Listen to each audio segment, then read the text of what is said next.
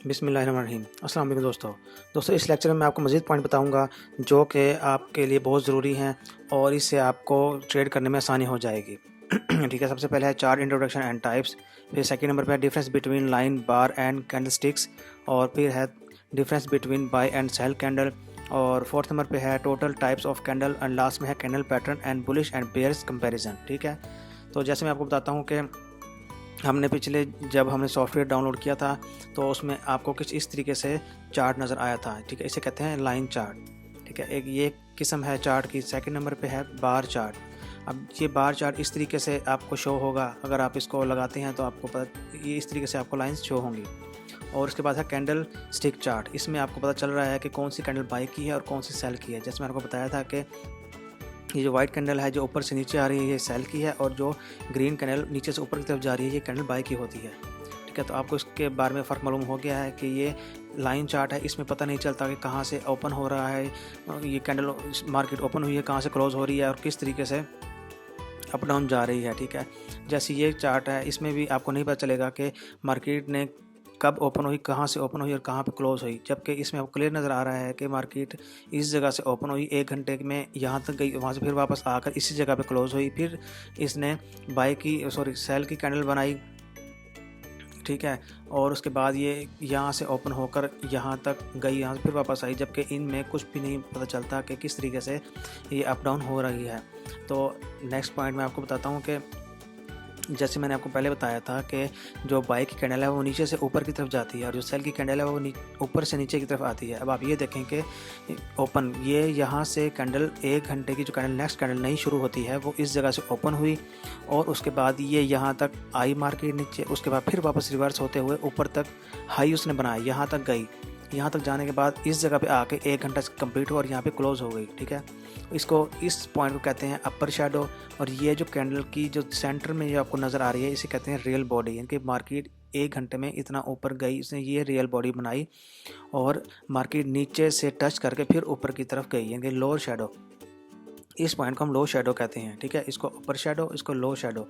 तो इस जगह से मार्केट ये वाली कैंडल ओपन हुई और यहाँ तक जाने के बाद फिर वापस आके 1 घंटे में इसने यहाँ पे क्लोज़ किया। ठीक है, यानी कि मार्केट अप डाउन चलती है, हमेशा मार्केट अप डाउन चलती है। इसी तरीके से अगर आपको कोई सेल की कैंडल नज़र आए तो ये पता चलेगा कि मार्केट जो इसने रेड वाली कैंडल बनाई है तो यहाँ इस जगह से ओपन होकर ये नीचे की तरफ गई है। ठीक है, और यहाँ तक इसने लो किया है, उसके बाद फिर अब जाके इस जगह पे क्लोज़ हुई है। तो ये आपको डिफरेंस पता चल जाएगा जब आप देखेंगे चार्ट में कि देखें किस तरीके से मार्केट कहाँ, अब इसमें आपको क्लियर नज़र आ रहा है कि मार्केट कहाँ से कहाँ तक गई, किस टाइम क्लोज़ हुई, यहाँ पे किस तरीके से किया, जबकि इन दो चार्ट्स में नहीं पता चलता, नहीं समझ आती कि कैंडल किस टाइम अब ओपन की हुई, कौन सी बाय की है, कौन सी सेल की है, सही तरीके से समझ नहीं आती, जबकि इसमें क्लियर नज़र आता है। ठीक है, इसी तरीके से हमारा नेक्स्ट पॉइंट है कैंडल्स टाइप।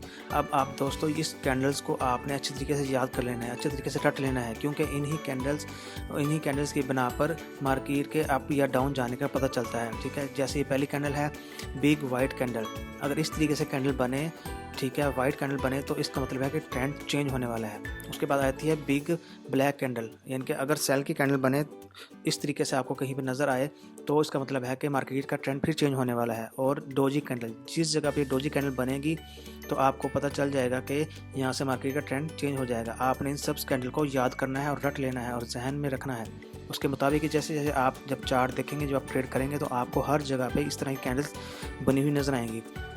फॉरेक्स ट्रेडिंग में कोई भी चीज़, कोई भी कैंडल बेमकसद नहीं है, इस हर एक कैंडल बनने का एक मकसद है और हर एक कैंडल को कोई ना कोई नाम दिया गया है। ठीक है, जो हमारे सीनियर्स हैं जो बहुत रिसर्च करते हैं, जो इस पर वर्क करते हैं, इन्होंने हर एक कैंडल को कोई ना कोई नाम दिया हुआ है। जैसे ये है ड्रैगन फ्लाई कैंडल, ये है हैंगिंग मैन कैंडल, और ये है हैमर कैंडल। ठीक है, ये इन्वर्टेड हैमर कैंडल, ये स्पाइनिंग हेड, और यह है इन्वर्टेड ब्लैक हैमर, और ये लास्ट में है मारूबोजू।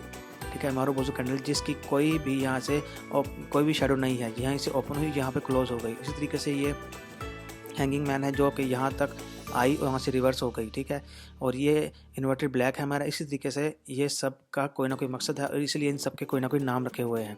ठीक है, नेक्स्ट मैं आपको बताता हूँ कि जहाँ पे आपको ये ट्रेंड नज़र आए, इस तरीके से आपको जहाँ पे ट्रेंड नज़र आए, ये भी देखें कि यहाँ पे ये हैमर बना हुआ है, हैमर वाली कैंडल बनी है। उसके बाद ये मार्केट ऊपर से नीचे आ रही थी, इस जगह पे इसने हैमर कैंडल बनाई, ठीक है, और वहीं से मार्केट रिवर्स होकर नीचे से ऊपर की तरफ चल पड़ी, ठीक है। इनके ये बुलिश कैंडल पैटर्न है। बुलिश जैसे आपको बताया था कि बुलिश अप ट्रेंड को कहते हैं और बेरिश डाउन ट्रेंड को कहते हैं।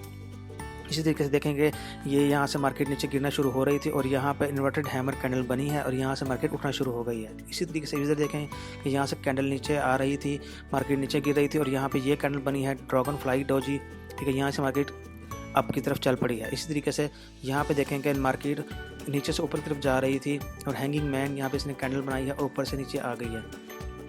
इसी तरीके से आप देखें, मज़ीद आपको मैं दिखाता हूँ। ये देखें, ये पैटर्न देखें, 2 कैंडल पैटर्न। अभी ये देखें कि यहाँ पे इसे कहते हैं बुलिश किकर, यानी कि एक कैंडल यहाँ पे बनी हुई है, ये सेल की कैंडल, और उसके बाद यहाँ से इसने थोड़ा सा इसमें गैप दिया, यहाँ पे वक्फा है, इसके बाद कैंडल नई यहाँ से शुरू हुई है, ठीक है। इसका मतलब है इसने ऊपर की तरफ जाना है, बाई की तरफ मार्केट जाना है, क्योंकि ये बुल पैटर्न है, बुलिश पैटर्न है और यहाँ पे ये बेरिश पैटर्न है, ठीक है। ये देखें, जब यहाँ पे दो इस तरीके से सेम कैंडल बनेगी तो उसका मतलब है कि यहाँ से मार्केट बाई की तरफ जाएगी।